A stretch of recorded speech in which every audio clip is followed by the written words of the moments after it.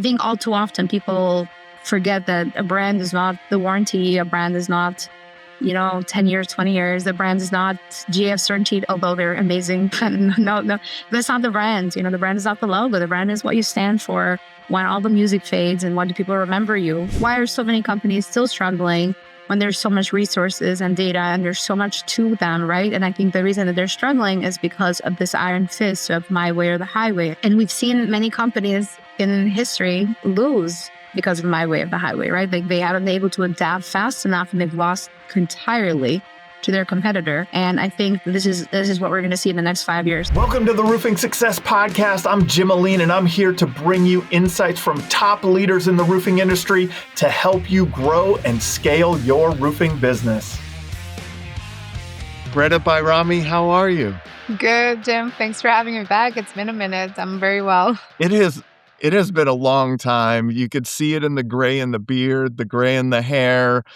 6 years deep into the 7 years deep into the podcast, 300 plus episodes now. So, it was one of the things that I reached out to you about and wanted you back on is, man, there's been a journey from then until now. Right. Okay. I mean, it's been a really cool journey that you've been on and I, wanted to get an update and kind of just to talk to you about, like, I guess the challenges that you faced over this 5-6 year period, how you overcame them, what were some of the lessons you learned, and what were some of the outcomes. So let's first start with an update on Golden Group. Like, where is Golden Group now? Wow. What's been going on? Great question. Well, for those that know my story, Golden Group started out as just a side hustle while we were supposed to get a real job, so quote unquote. And I'm so glad that I saw opportunity in 2011 in an industry where so many people are seeing opportunity today, including, venture capitalists and investment groups. So I look back at my 21-year-old self and I say, man, I was smart for a state school kid. I saw an opportunity. But I think where we began when we last spoke, it was just about just doing the day-to-day. It was just about growing incrementally 10, 15, 20%, whatever we could push. But since then, my God, has the industry changed in the last 6 years? Has the industry shown that it has potential for so much more structure, so much more benefits, so much more talent, which is what really excites me. And when I think about where we are today, our landscape is changing every 3 months because there's so much support that we're getting for so many other sectors. And we're borrowing information and knowledge from people that we've never thought they could come to the roofing industry. I often thought that, us in roofing, we kind of had to figure it out ourselves. I remember the good old days of us figuring out CRMs. I thought that was that was our highlight of our career. But look at our career now, where we're getting people that want to be a part of our journey, our industry, in marketing, in CRMs, in AI, in remote talent, and in just investing in our industry. So I definitely didn't think we'd be here last time we spoke. I'd be lying to you if I told you that I thought we'd be right here where we are. Yeah. What has been, it's like what I'm hearing from you is the professionalism that has come into the industry. I'm also like the business acumen that has entered the industry. Oh yeah. How, speak to that a little bit. Speak to that a little bit more. Like, what are the things that you've seen and experienced around that? I mean, I think just going back to 6 years ago, it was really hard to get people to want to be sales in roofing space. It was really hard to get people to think of us to become office administrators and just get entry-level positions. They didn't have faith in the industry. They didn't have faith in the companies that we were building, the structure that we had. They thought we were very wild west. And today, I find myself where I'm getting LinkedIn, inquiries almost daily for people that want to jump from a corporate entity, a Fortune 500 company, and they want to work here because they've heard that this is the future. There's so much going on that they're very excited, that they want to bring on their talents. There's that interest of solar and roofing now being paired, where everybody that maybe was in just solar space is now thinking, no, I want to be in solar roofing space. I want to work directly for a roofing company that does solar rather than for a solar company that does solar. And it's just been really exciting to see I speak a lot at universities, and one thing that excites me is when I was in university before, I had to like make roofing sound fancy. We're in Yeah. construction, management, development. And now I'm like, no, we're just a roofing company. They're like, oh my God, yeah, I want to work for a roofing company. And I think that's the change that we are on, and I think it's up to us as roofers and anybody listening to continue supporting this talent and not letting it come and get discouraged. We really have to live up to it because they're giving us a chance, and we've never had this before, right? We've never had so many Mm. people want to join us and bring their talents within our organizations, and it's up to us now as roofers across all companies to keep up with that promise. What doesn't matter if it's Golden Group or it's your company, we together have to work to keep this talent so the word spreads and we keep getting more wonderful people that want to work for us and with us. What do you think that shift was?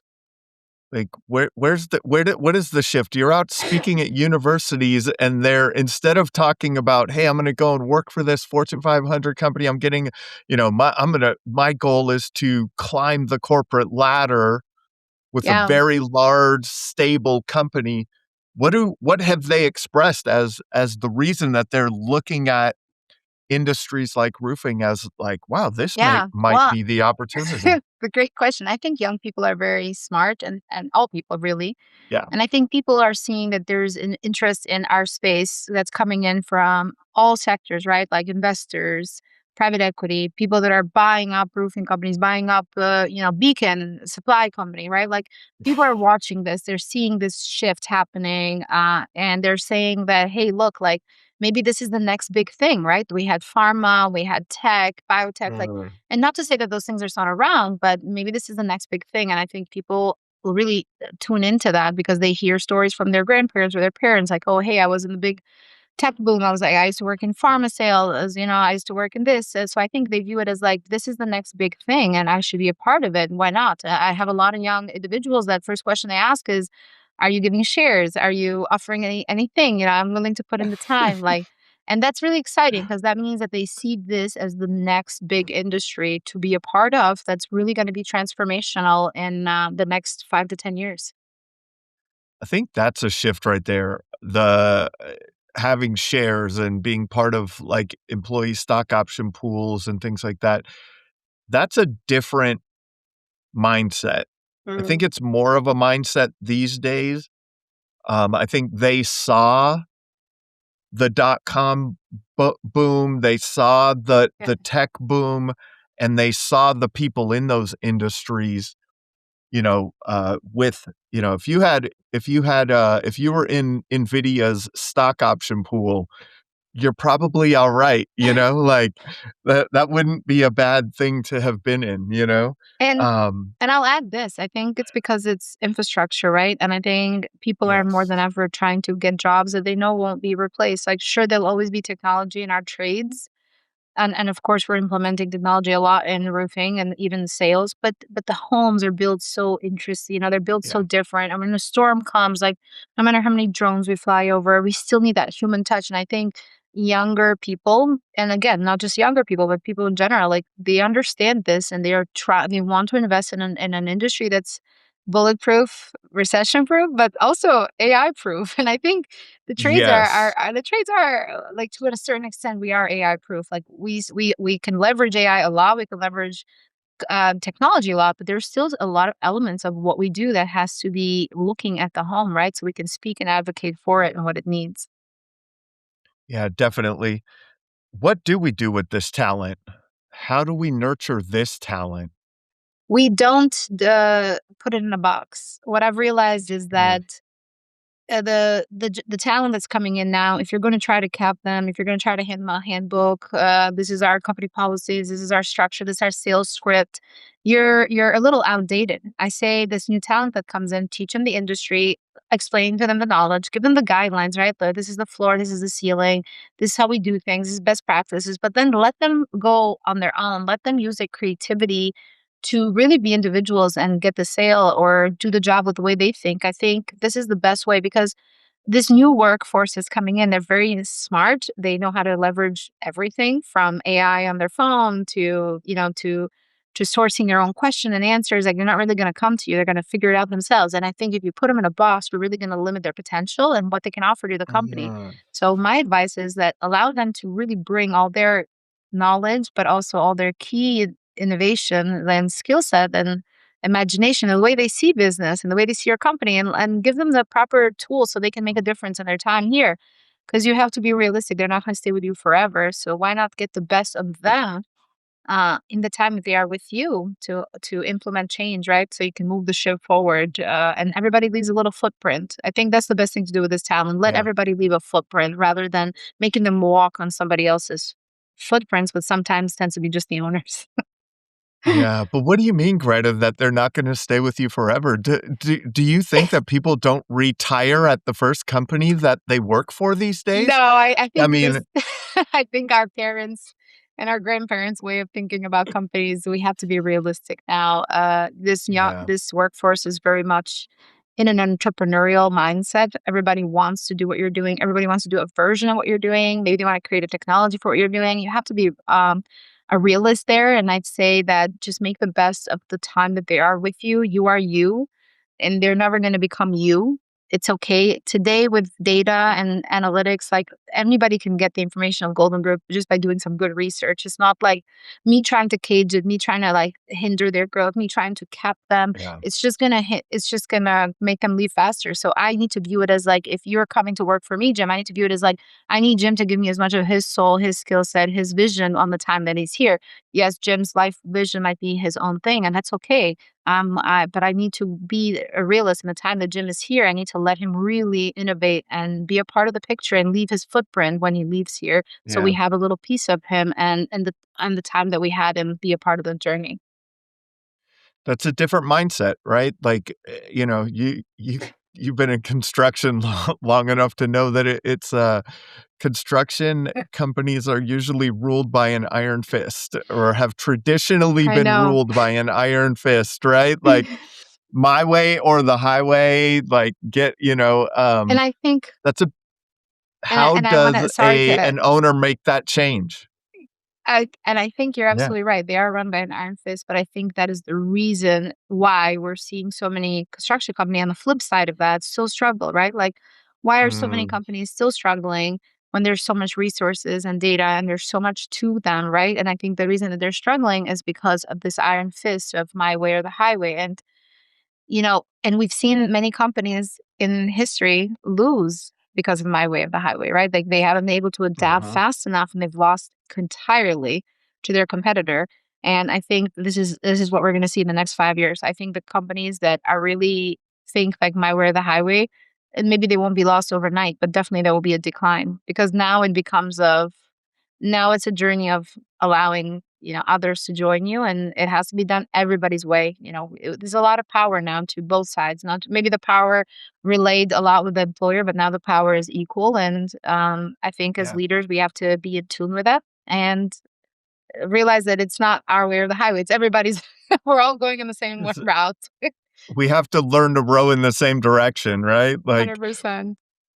one of the fascinating things that you mentioned is they know technology and how to use technology. So the younger generation had grew up on, like, a Google search was the most normal thing that happened in their life, and now moving into ChatGPT and Gemini and Claude and all of the other AI, that made me think, like, this is fascinating. They have it. Like, Mhm. if they want to learn how they can type into Gemini or Claude or ChatGPT, "I'm starting a career as a roofing and exterior contracting salesperson, Mhm. you know, teach me how to become Yeah. the best sales rep out there," and my goodness, I it's probably gonna be better than a lot of us, right? Like, at doing that, and And that's why I think we have to be intuitive as leaders and mm, and understand that it's our choice, right? Like we're either going to welcome this talent in and allow them to flourish within yeah, our organization, or we're going to let them take a few of our lunch money, and maybe they won't take all of it, right? But they'll definitely take a little bit of it. So it's like, what kind of leadership do you want? And I think a lot of great companies yes, like are already showing that they're doing that, right? Like a lot of companies are allowing people to work remote. A lot of companies are allowing people to work as freelancers for their companies. they're allowing this hibernation to occur because they realize that, like, what's the alternative? The alternative is that they go and start a $1 to $2 million company, and they do it That's right right. next door to you. And now that's a $2 million loss because you lost a $2 million salesperson because you didn't want to allow them to really be their own individual, and you wanted to really focus on ego and, no, this is the way it's always been done. This is my way. Like, sit down. That type of Yeah. leadership is not going to be something that's sustainable for the next workforce. And I think it's an interesting thing. I of a story. I have years ago. I had a roofing contractor outside of the DFW, maybe an hour outside of the DFW, reach out and he said he had never marketed his business. Smaller town area, so a lot of people knew him, grew up in the market, and the reason he reached out was because the sales reps that used to work for him, the people that worked for him over his 30-year time span had gone out, and a certain number of them had gone out and started their own companies. And they were younger people, and in comparison, I guess, right? And all of a sudden they were doing SEO and Google reviews, and they were doing all of the things that the modern consumer was looking for. Mhm. And he was very frustrated because he dropped the ball. Instead of evolving into the next generation of business, he had the mentality of, "Hey, I've been doing it this way for this long," you know?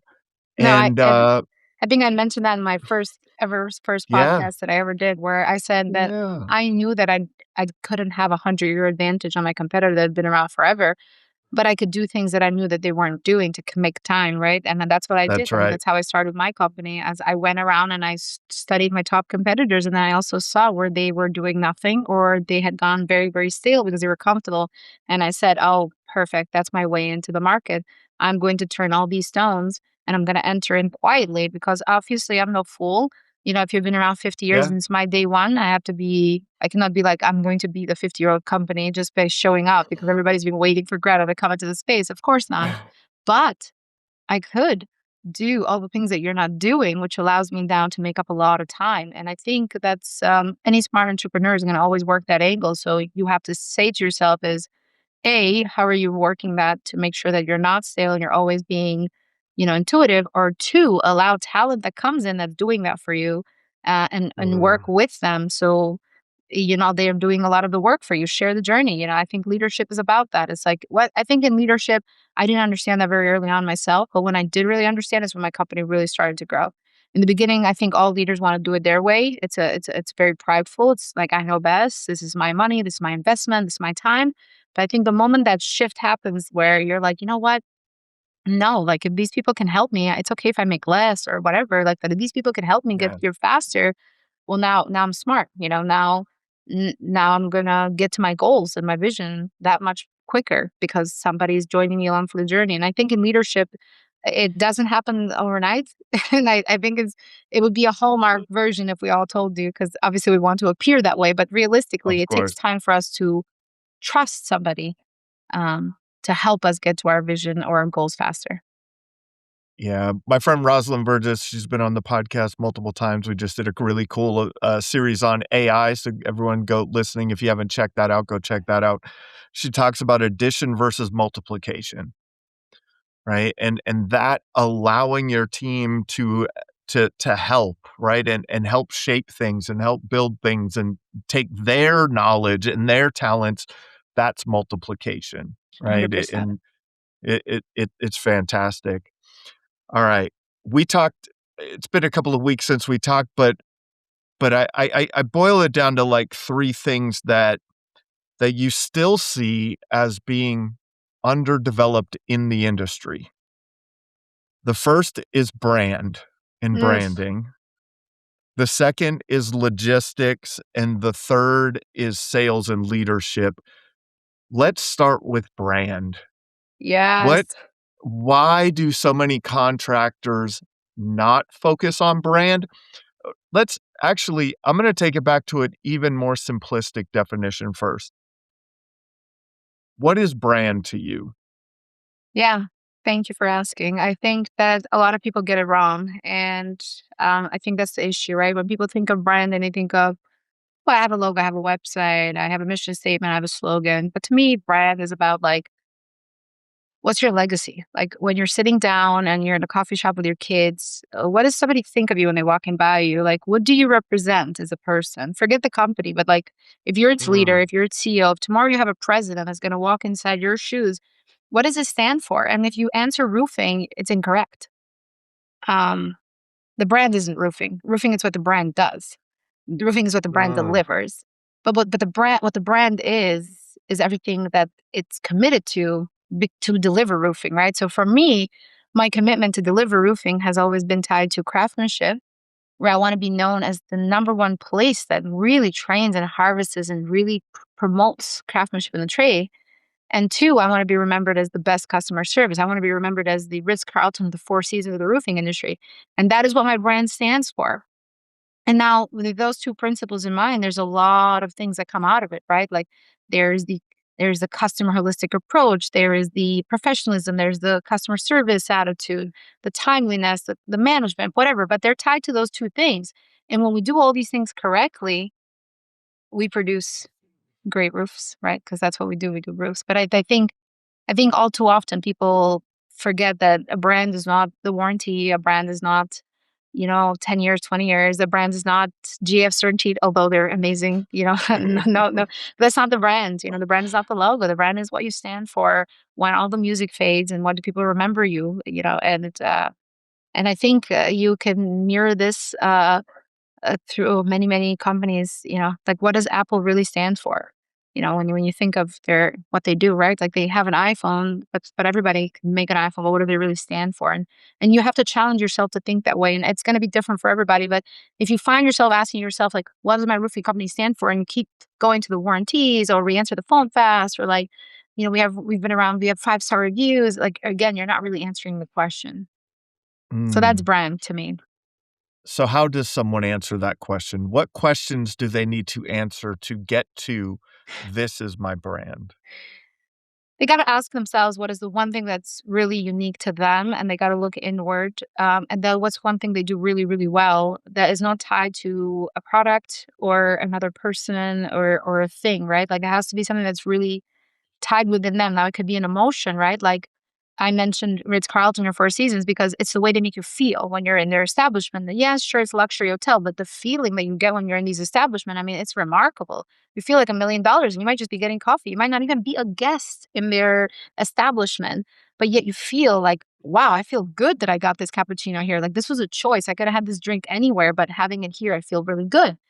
So I think you have to ask yourself, like, what do we want to go after? Like if I'm a commercial contractor, what do I want to go after? Like what is the feeling that I want people to feel when they're in my presence or they are in the presence of the people that I work with? And if you can answer that question, it might take a lot of time and research.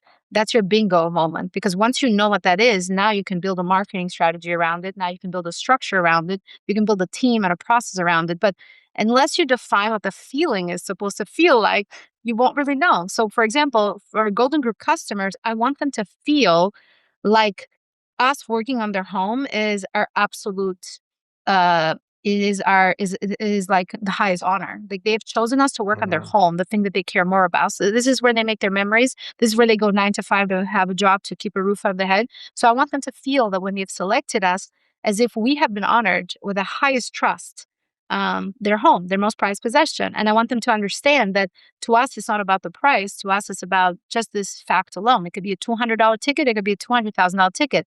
But thank you so much for trusting your home while your children and your wife and your dog and your pets are inside, or vice versa, while your husband. If they thank you for trusting that in our hardworking hands, and now allow us to do what we do best, so you feel this appreciation in every step. Whether it's the welcome call, whether it's reviewing the contract, well as onboarding, whether it's the project manager visiting the job site, whether it's the salesperson giving you a small gift. Allow us to make you feel this appreciation because it is really a gift in today's society to have your business because you have a choice. You can have that cappuccino anywhere. And we are so grateful that you decided to come to us. And that's what I want customers to feel when they're dealing with our sales team. And I borrowed this philosophy from, I think, as a leader, you have to be an observer of life. And as you're sitting there, understand that we're all observers of life, whether we are migrating from a coffee shop to a dinner, to a lunch, to a soccer practice, watching our kids play. We have to get all these feelings that we're feeling and realize that people are seeking similar things when they're doing business with a roofing company. And it's up to us to define how we're going to create that feeling based on the values that we have. Definitely. What is the, I Did I mean, answer your that's question? like, yes, very well.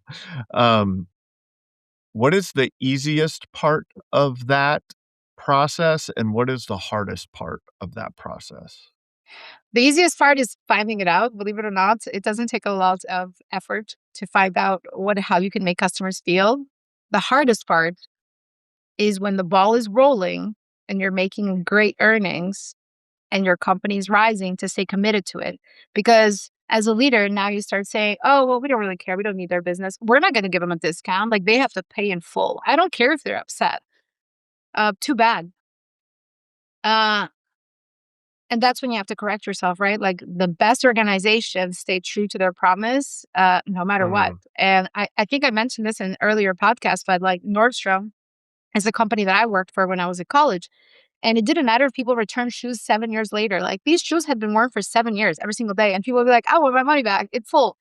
And the manager would always be like, absolutely. And like, to us as salespeople during that time, we'd be like, are you crazy? They wore these shoes for 7 years every day. Like, why are we giving them their money back?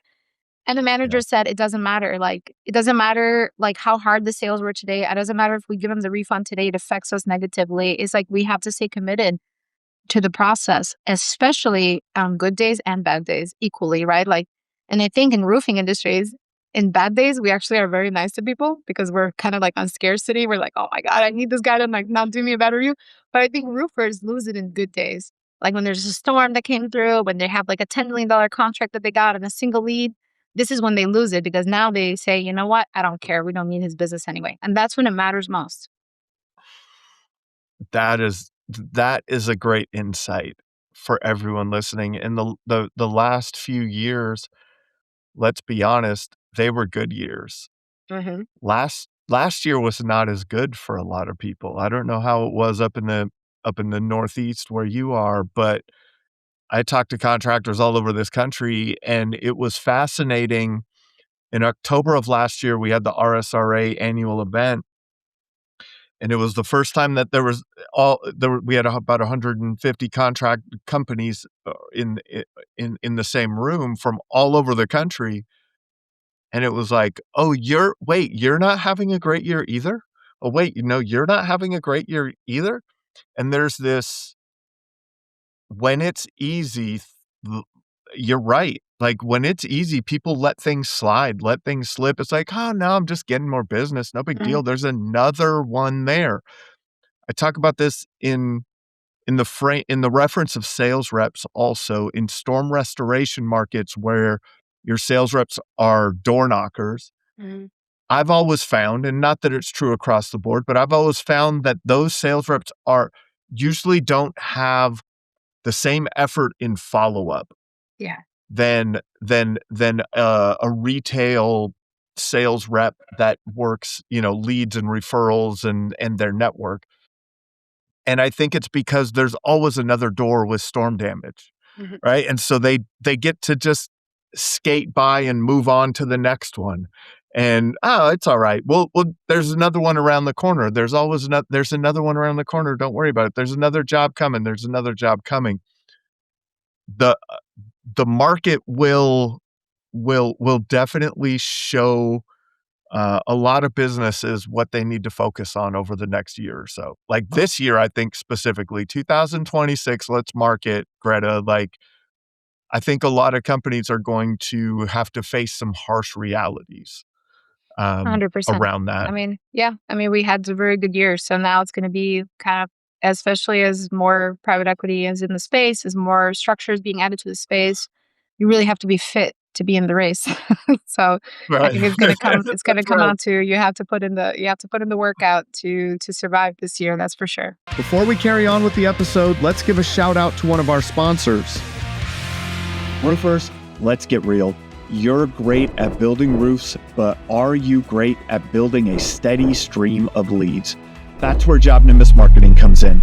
They know the roofing industry inside and out, and they'll help you dominate Google, Facebook, reputation management, and everything in between. If you want more quality leads, more booked jobs, and more growth, visit the link in the description or the sponsors page on the Roofing Success Podcast website.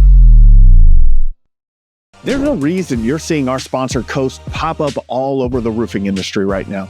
Roofing businesses that use Coast can save an average of 1.5 days on their monthly book closing process. So if you use QuickBooks, Sage, or NetSuite, your Coast transactions can sync directly to those platforms. But the real game changer is the fraud protection. With Coast's telematic integrations, GPS is used to make sure that the truck is actually at the pump before the transaction goes through. If the truck isn't there, the transaction doesn't go through. Click the link in the description and see how Coast can level up your business. The Coast Visa commercial credit card is issued by Celtic Bank, subject to credit approval. Results may vary. I talk to contractors every day that feel stuck. Not because they're not working hard, but because they're missing the structure to growth without chaos. Or their culture's falling apart because their team's unclear, unaligned, or just burned out. And when change hits, they're reacting instead of leading because time and priorities aren't under their control. Day 41 Thrive helps to fix that with proven strategies for growth, culture, and leadership that actually work. Ready to thrive beyond the storm?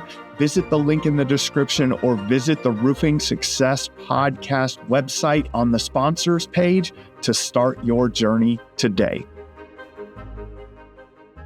Let's talk about logistics. You know, the next thing that you feel there's still, and I look at these as all opportunities, right? Like when we're talking about brand, there is such an opportunity to create a brand in your market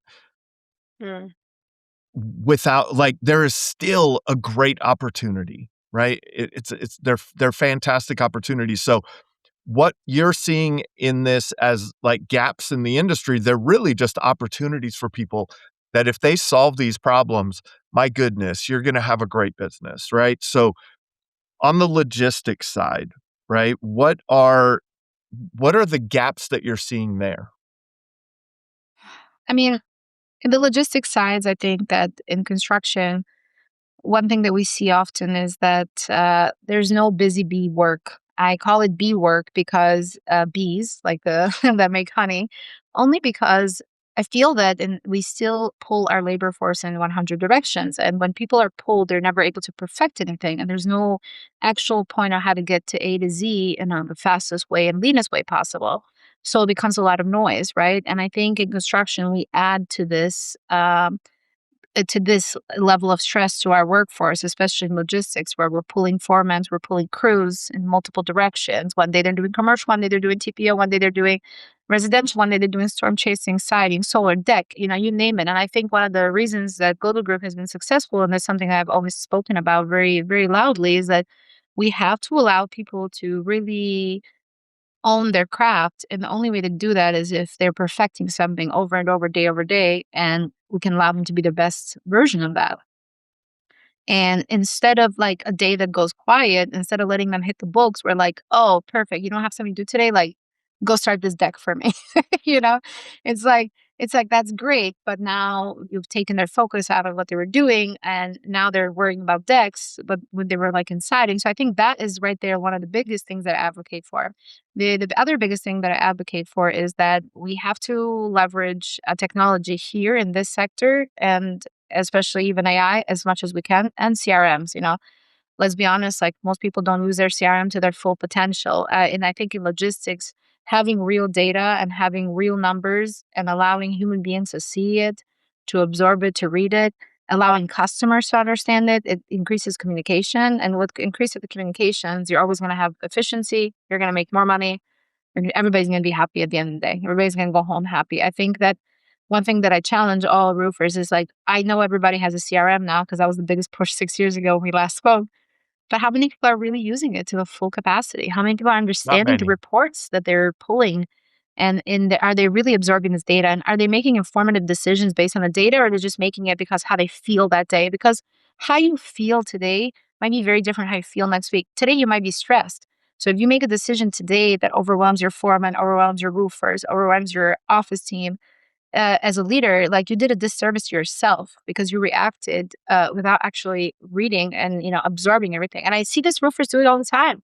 They'll bid on a job, they'll cancel a job, they'll bid on another job with no data, no supporting evidence. It's like, well, how did you make this decision? Like, and I think it creates a logistical nightmare when you're pulling people in 100 directions because you just want to make money, and that's great. Of course, you want to make money and you want to be profitable, but you got to have a roadmap of how you're going to get there when you have 30 Yes. people following you. Otherwise, it just becomes a bunch of detours, frustrations, poor company to work for, poor customer service.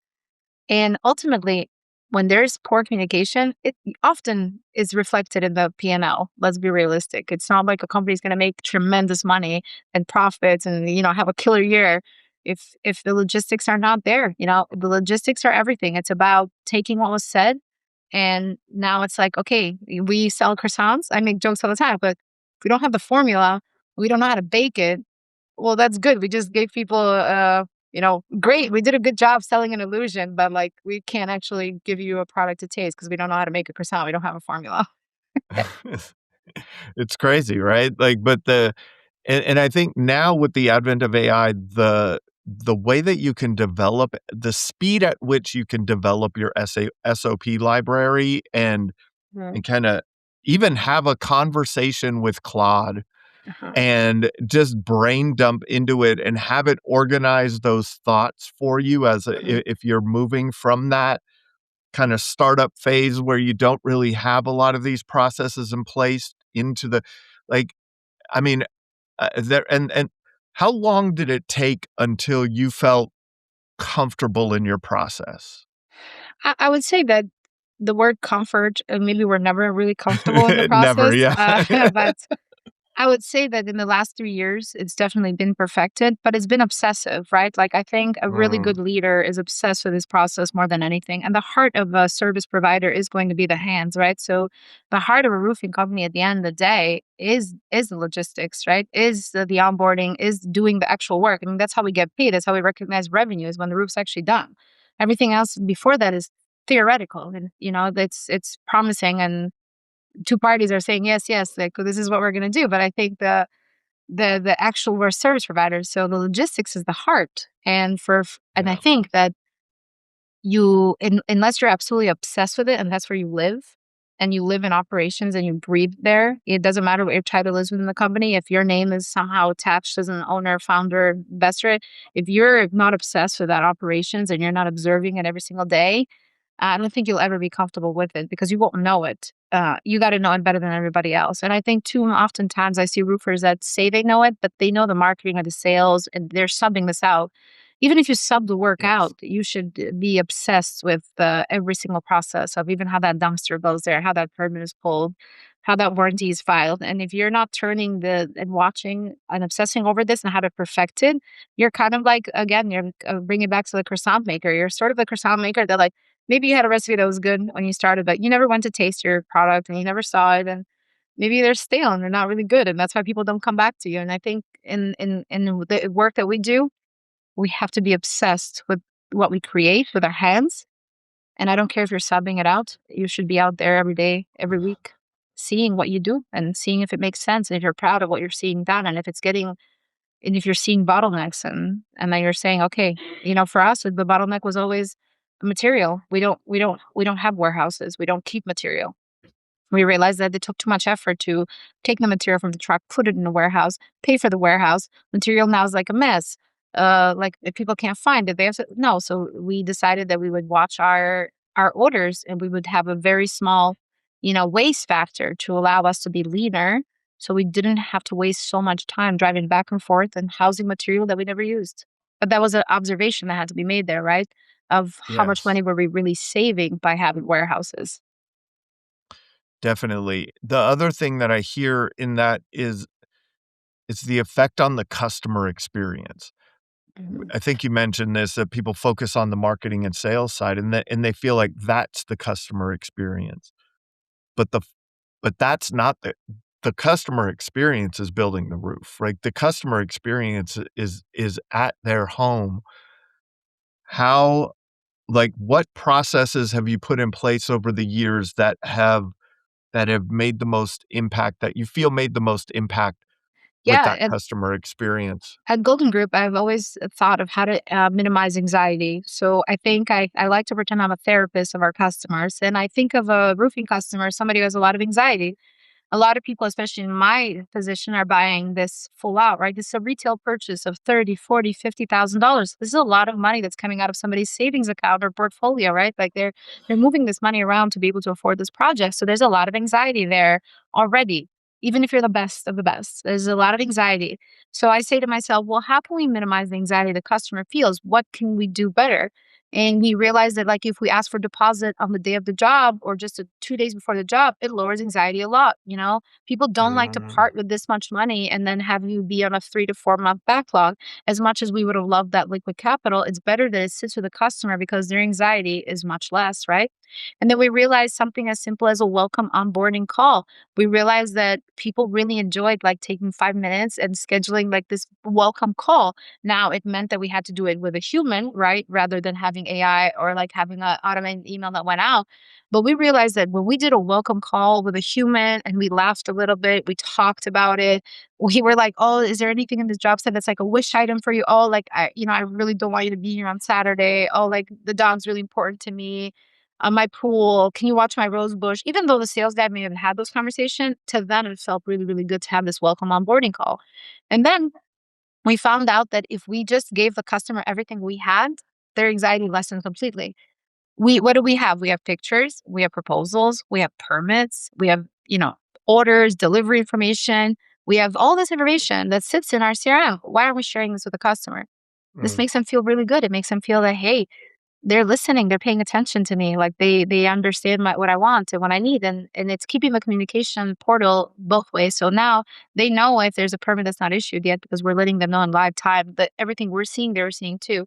And then lastly, on the day of the install, it doesn't matter w- what's happening on the day of the install, but day of the install is super important for the sales guy to really circle back with a homeowner and be that face. They were the first bridge, but for us, it was so important for the sales guy to return and, hey, how's everything going? Like, do you like how's do you how are you enjoying this? It was like that final circle that for us was important to be made. And before we ask for a review, before we ask for a final payment, we want that sales member to go back out there and just see like how the customer feels. Like, did we mhm. deliver and everything that was promised at the kitchen table? And it was like, again, it's not rocket science. Like, I bet you every roofer knows this, but the problem is how many of us are doing this consistently Yeah, every single day? Because when people tell me, "Oh, you have 5-star reviews," and I'm like, "No, no, no. I have 3-star reviews too. They just don't make it to the internet because I am there in person correcting it in live time because I want to make sure that I make the dish 100 times so it's read to their satisfaction, right? Like that's that hospitality mindset. The customer is always right. Nobody's leaving. Even they sometimes might not have to pay. If I have to cut a money back, if I have to redo it again, it doesn't matter because the customer is always right. So yes, I have 3-star reviews too, but you're never going to see them because I'm never going to let somebody not be happy with the work that we do because I'm there on the ground making sure that, hey, are you happy? And if you're not, yeah, can you give me the opportunity to make it right? Like, do I have that chance? And no homeowner's ever going to tell you, no, you don't have a chance if you're a good person. that's They're going right. to say, you know what, Greta? I'll give you a chance. This is what I need you to do. And you know what? You're going to take it in the chin. It's not about ego. It's not about you versus them. It's about you versus the community. And again, it goes back to that legacy mindset. Like, it's not about the customer sometimes is wrong. Sorry to the homeowners listening. But we're not going to tell them that because you know what? It's not about me versus the homeowner. It's about me versus the community, the legacy. And I tell everybody here, and I think I mentioned it even on like the 6 year ago podcast, I cannot have a homeowner see me at my son's game and not want to handshake me. And that to me, that's one of the value that I've installed in all my sales team members. And I tell my sales team members, if we have to lose money, it's a much better feeling as long as they can respect us and we can respect them. when we see each other, because it's a small community. Like, let's face it, like, we don't live in, well, some roofers might, but most of us live in smaller communities.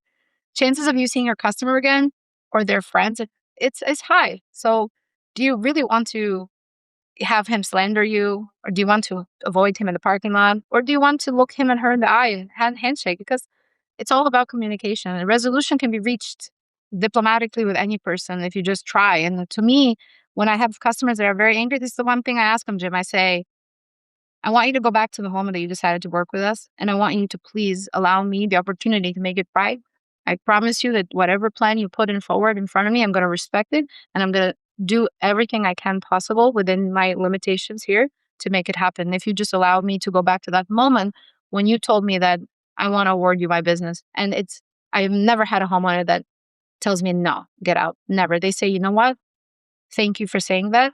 Let me talk to my spouse. I'll get back to you tomorrow. Always, because they just want the problem solved also, right? And what was what has been one or a couple of those things that you've done along over the years that that you feel like most contractors wouldn't do to make it right? Give them their money back. I mean, Like, how much did you actually I've refund? given Like, money back. how much money did, like, the whole project? Yeah, no, Like, what? I've had situations where I've given the whole project money back because I felt like they were not happy no matter what we kept trying. So I've gone back and forth and being like, okay, but if we try to resolve, it's going to cost this much. So sometimes I'm like, you know what? Like, I honestly feel that here's your money back, and keep it. I've done that. I've done 50-50. I've done it all. But you know what? You're probably going to say I'm crazy and any accountant listening, but I challenge every accountant or every person working as an advisor to just think about the cost that it will have to marketing and sales department and That's branding, right. right? Like, if you take a hit here for 10, 15, 20 grand, it's like a Google campaign is 30, 40, 50 grand, like, and a Google campaign with a 1-star review, it can be one. If somebody goes on Reddit, goes on all these things, like, trust me, they can be really, really loud, and it's going to take your marketing department hundreds of thousands of dollars to silence them. And it's Yeah, just a lot of work. And it's like, sometimes it's like, let's just give them their money back. And I've done it, that's but I have right. a budget aside for that. I call it like the incidental budget. It's very important that we budget for these things. And it's like I said, we don't use them. It's very rare. But in the unlikely event that we need to dip into this budget to make some customer happy, we need to have it there. We need to have a budget allocated for if something goes wrong. And I think any person listening to this, like, look at hospitality. They comp stuff all the time. They have a budget All built the into time. it. Hotel groups, resorts. I don't care what you're thinking of. Like, every business has this, and we need to start thinking the same way if we want to treat our entities like Fortune 500 So, companies, right? Because they have the potential yeah. to become that with private equity, with all these things, right? With all these benefits that we're adding, all these layers, they have the potential to become mega brands and companies. But you got to understand that you have to budget for customer experience, and you have to do the right thing. And when those hospitality brands budget for these things to happen, they have built that into their pricing, 100%. Yeah, same right? with us. Of course, we build that into our So pricing. I talk about this a little bit fairly often, I think, and it's like, I think that we price arbitrarily too often. Mm. Like, it's like, well, they down the street, they're at X per square, so I need to be at X per square, right? Like, and so they're Pricing, not.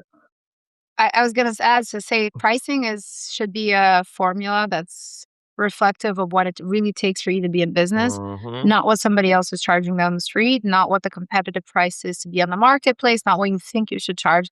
I think, like, if you look at the Golden Group story, or there's somebody listening to this that is a competitor of ours, like, our pricing has never been reflective of what's happening, the noise that's happening.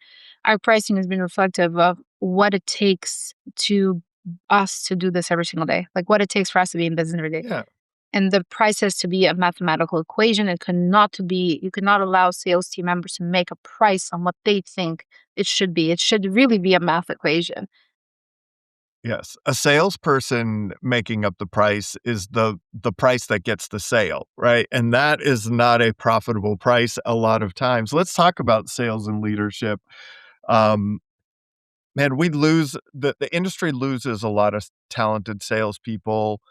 Um, Expectations are inconsistent, commissions are inconsistent. Like, what are you seeing as the gap in the sales side Mhm. of the industry? Well, mine is gonna sound like this is my opinion. Everything we've said up to this point, this is my opinion. So please do not That's come right. for me. I think we expect salespeople to become marketing departments. This is my Mm, first flaw that I see. And although I sometimes catch myself wanting the same thing of them, we have to be very realistic that an Apple employee doesn't do the job of Apple marketing team. Like they're there to sell the product, give the customer experience. And I think all too often we expect salespeople to do this. And there's great salespeople that will do it, which is great. But is it sustainable long term, right? Can we ask people to always canvas, always knock doors, always do cold calls? Can we really expect this of them? Is it tiresome? Does it add a lot of stress and burden? Now, if it's shared 50-50, if you're already doing a lot of it, but you're asking them to hey, here's a perfect formula, that's great too. But asking salespeople to just do it themselves and being like, when you sell it, I'll do the roof. Like you're really just a middleman in your own company. Like you're literally asking all these people to do the work. Like, and you're just a middleman. You're facilitating maybe a sub with a sales guy, and you're like putting on this facade. And people catch on to that very quickly. People catch on that you're just a facade and you're a facilitator, and they don't want to be a part of that. And I think that's the number one way that you destroy sales team members because they come and they're like, "Well, you're not doing anything. You're expecting me to like go and door knock, call, go get the customer, do all this, and then you're just a middleman. Like you don't even have anybody to do this work. You're like subbing all this out. Like, so what value do you have as my employer other than a paycheck? I can do this somewhere else, or I can do this myself. That's number one. yeah, that's a big one though. Like, for sure. And I think Number that's 2. why retail roofing companies do better with sales team members is because they Yes. do invest more in the branding and sales and they do invest more in just making sure that salespeople have a customer that they can work. Now, yes, once they get their customer, should they work the neighborhood? Absolutely. Should they go to networking events in the community? Absolutely. But you cannot ask them to start the whole sales cycle entirely on their own for your company. Yeah, definitely. And and and then that I think that's where that's where it comes from, the sales rep leaving to start their own, right? Mm, Like, that's what we mentioned earlier. It's like, not that you're developing your competition, you're actually showing them, "Oh, I really just put these 2 things together. I connect you with with the crew." Like, there's not much here, and that makes them feel like, "Oh, there's not much there. I'm gonna go and start my own hmm company." Which Now, is what happens they'll every run day. in they they will run into the challenges of owning a company, and there are more than just the connection of the Of crew and the course. salesperson. But I think the impactful thing there that you said, that's what they see, right? Like, that's what they see. It's like, "Oh, wait, you're you're getting this, and I'm getting this, and I'm doing this, and you're doing huh, this might not yeah, that" Yeah, exactly. And I think when you pair that with the consistent commissions, it blows up in your Yeah. face as a leader, right? So how I do that is that I invest always in marketing. Like marketing is my job. And I also always encourage salespeople of how to make their own leads by giving them an additional compensation for their own leads. And I teach them like, hey, once you're in the neighborhood, here's the resources that we've made available for an additional commission for you to either send flyers, door knock, etc. Right? Also, like to do networking events. Here's the compensation. Here's how you make extra. Right? So now there's an incentive. Now they understand like well, she's doing this, so I can do this because it's just more money for me. This is great. Like, thank you. And when you pair that with a consistent commission plan that's not tied to net profit, but it's just tied to just straight up the job sale, it's a no-brainer for the salesperson because once a salesperson gets involved in the actual day-to-day logistics of the job, it becomes a war between production and sales and one Mm, party is going up against the other, it creates a lot of animosity because salespeople oftentimes feel that production managers are like against them. Oh, why do they need more ice and water? Why do they need more squares? No, no, no, I measured that correctly. Wrong, wrong, right? You're adding too much stress. They can't think about the next sale because they're worried about this commission that they had planned to take their wife out to dinner being already lost because you told them now that they're getting no commission because the job went under. I think as a good leader here, you have to make some tough calls. You have to allow people to make compensations and give them guidelines. Now, of course, we also can have jobs that can go in for review, but remember how I mentioned onboarding. We onboard jobs equally for ourselves as we do for our customers. If we think a job is going to go under, we're going to allow the salesperson the opportunity to know at that period in time. We're going to allow him to make it right or see if we want to cancel a job, or if he wants to take a reduced commission. We're not going to have it be something that blows up in his face after the job has been settled, because it's not fair to him, and it's not fair to the work that he's put in for that customer. So I think the future should be that salespeople should be compensated, from the top. Give them really good guidelines, give them really good ways that they can check themselves as the process begins. Allow them to not have anxiety build up, and allow them not to create a pull and a war, with production once a job begins, because it shouldn't be about that. Once a job begins, it shouldn't be about P&Ls. It should be about doing the right thing so the customer is happy. Mm. How do you make it? How do you set up your processes so that by the time the job starts, it's not about the P&L? Like, what are the things that Yeah. you So make sure are in place?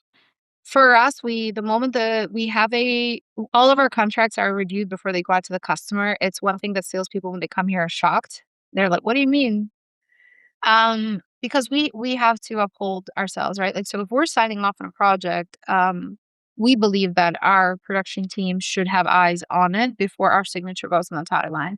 So our sales team members can go out there and sit on the kitchen table, but ultimately production reserves the right to not send that contract out with our final signature. So we call that pending review for the customers. Customers actually love it, because we tell them, like, thank you so much for moving forward. This is going to actually go into production review right now. The production is going to make sure that everything we've spoken about is something that they can deliver, and they can, make sure that it's a success. And they'll actually be sending this to you with their signature. Customers love it. They're like, damn, like a production manager is going to view everything that this sales guy that looks super young. Thank God, Yeah. thank God there's like a guy that's worked 30 years is going to review everything we talked about. But this allows production the opportunity to catch an error where they tell a salesperson, like, hey, you missed this entirely. Hey, you undersold this. Hey, the offset on this solar job is only 30%. Like, I think you made an error. And now this gives them an opportunity to make it right. Or they might have a conversation saying, you know what, I know I was really low in the margins there. Like, would you guys consider cutting my commission in half? I'd really want to push forward. This is a really good neighborhood for me. I understand that it's really low. Okay, perfect. We put those notes in the system. Now the job proceeds. That's really the way that we do it. And then the moment the job proceeds, and that's in that actual moment when production review is happening, we actually do a cost forecast. Just so we have a forecast of what we think this job's going to bring to the company.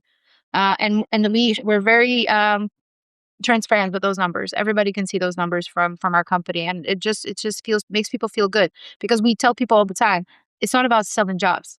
It's about selling jobs that are profitable, so we can be here for a really long time. Because if it was just Yeah. about selling jobs, that's easy.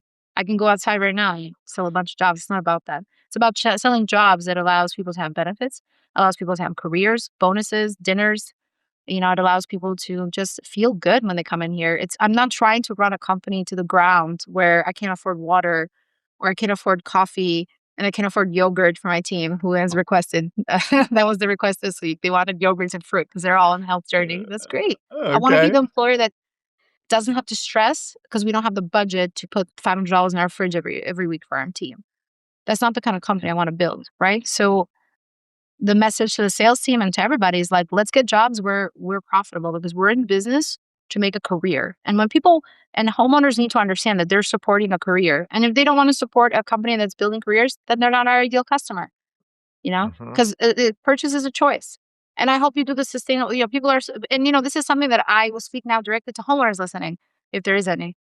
We have to do better. We do make sustainable choices with our food.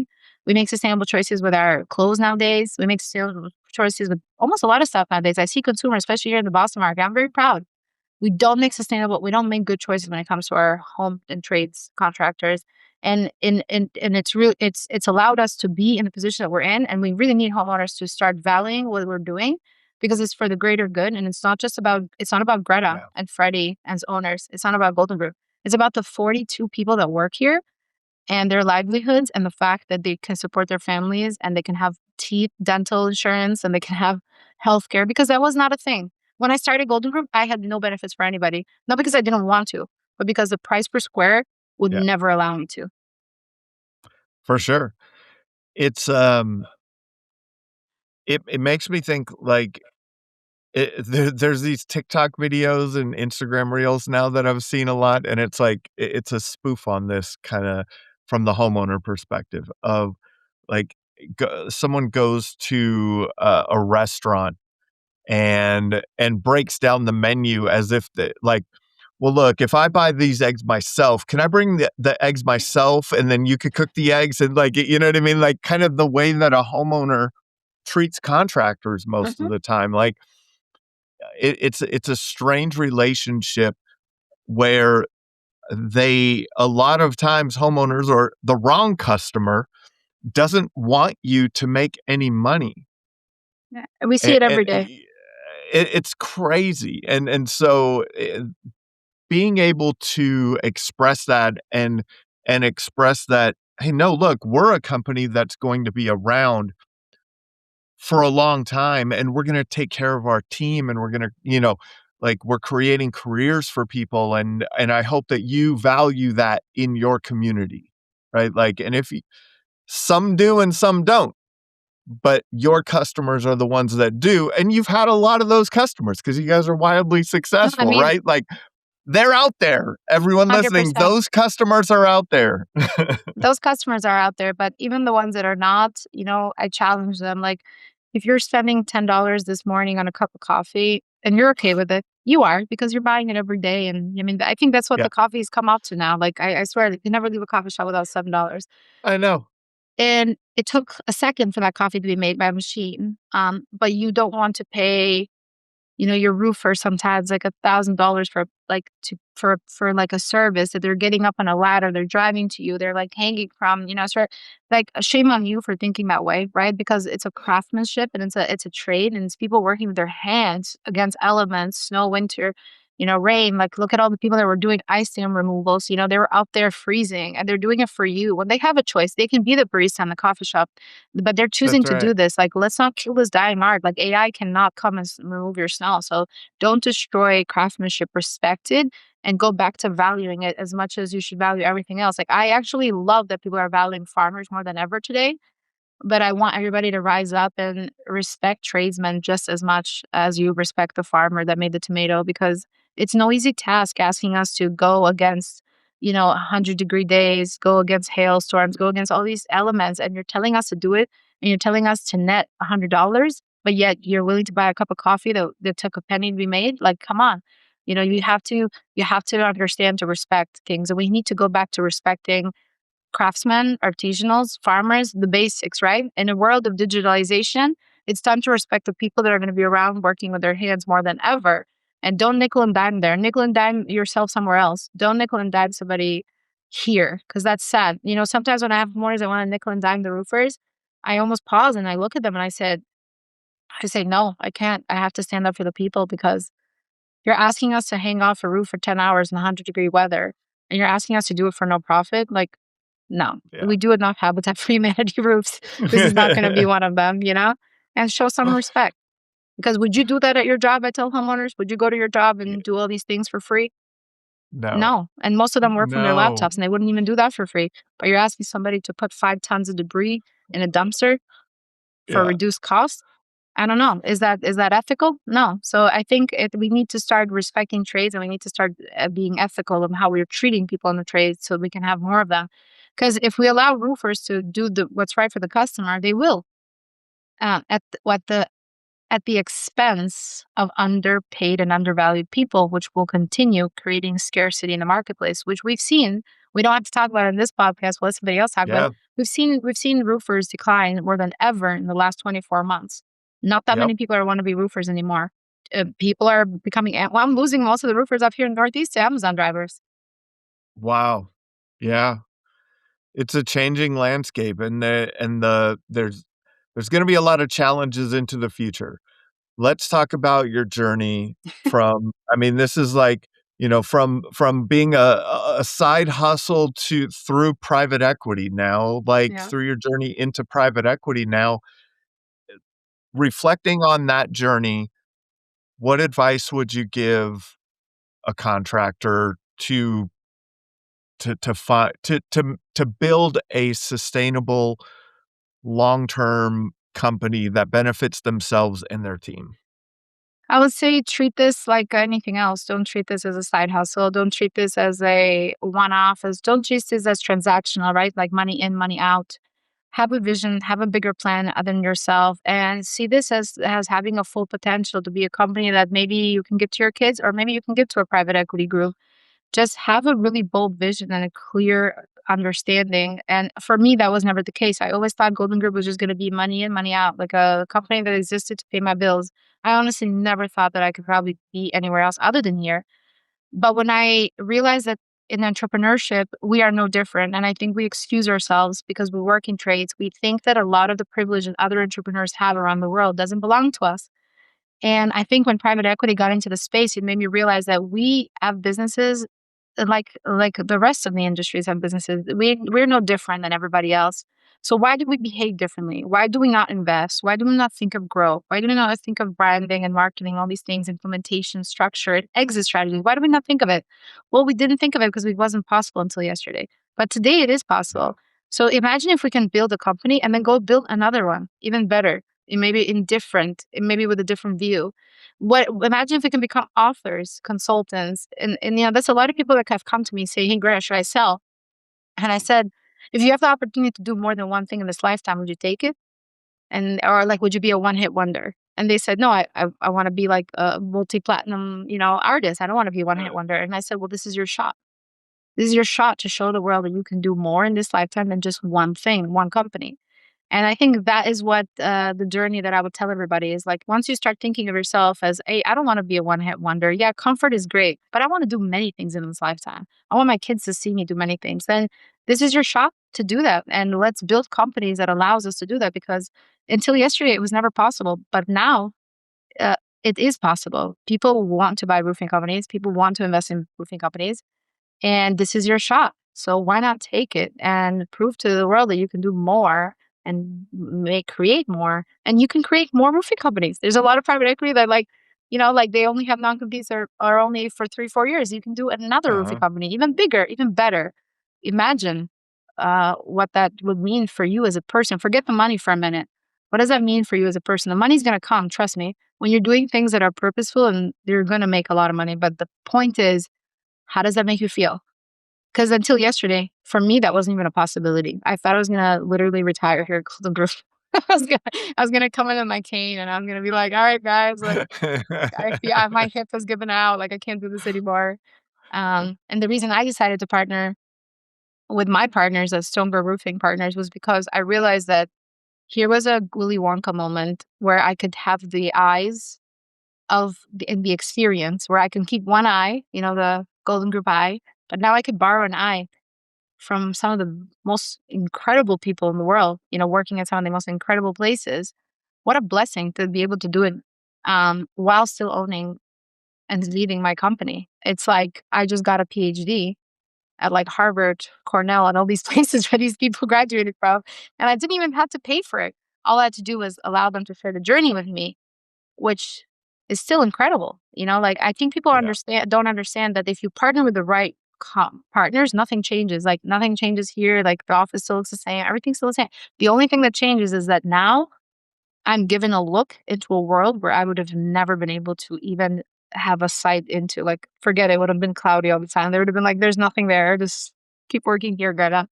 Now I do. Now I have a vision. It's fantastic. Thanks for your time today. This has been another episode of the Roofing Success Podcast. Thank you for tuning into the Roofing Success Podcast. For more valuable content, visit roofingsuccesspodcast.com. While there, check out our sponsors for exclusive offers, shop for merchandise, and sign up for our newsletter for industry updates and tips. Also, join the Roofing Success Facebook group to connect with other professionals and stay updated on the latest trends. If you enjoyed this episode, please subscribe, like, share, and leave a comment. Your support helps us continue to bring you top industry insights. The website link is in the description. Thanks for listening.